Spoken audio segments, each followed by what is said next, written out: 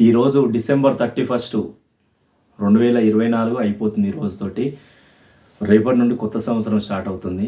అట్లా అని చెప్పి డిసెంబర్ 31 ఈరోజు కొంతమంది మేము ఎంజాయ్ చేస్తాం, రోడ్ల మీదనే ఉంటాం, అట్లాంటి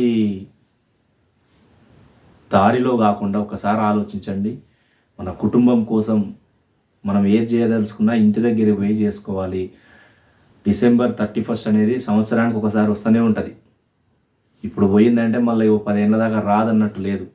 ప్రతి సంవత్సరానికి ఒకసారి వస్తూనే ఉంటుంది. కాబట్టి మీరు ఏది చేయదలుచుకున్నా ఇంట్లో ఉండి చేసుకొని కుటుంబంతో ఉంటూ చేసుకుంటే బాగుంటుందని నా అభిప్రాయం. రోడ్ల మీద సేఫ్ డ్రైవ్ చేయండి. ఎందుకంటే మన కోసం మన కుటుంబం ఎదురు చూస్తుంది ఇంటి దగ్గర. కొంతమంది ఎట్లా ఉంటారంటే ఈ మూమెంట్ పోతే రాదిగా మళ్ళా ఇంకా ఇప్పుడు ఎంజాయ్ చేయాలి, తాగాలి, తినాలి, అన్నీ చేయాలి అన్నట్టు ఆ ఆలోచనలో ముందుకు వెళ్తుంటారు. అట్లా ఆలోచన వచ్చినప్పుడు ఒకసారి మన ఇంటి దగ్గర మన కోసం ఎదురు చూసే వాళ్ళు ఉంటారు. గుర్తు చేసుకొని తొందరగా ఇంటికి వెళ్ళి హాయిగా మీరు చేయదలుచుకున్నది ఏంది ఉంటుందో అది ఇంటి కుటుంబ సభ్యులతోటి కలిసి చేసుకోండి. 31 అనేది సంవత్సరానికి ఒకసారి వస్తూనే ఉంటుంది.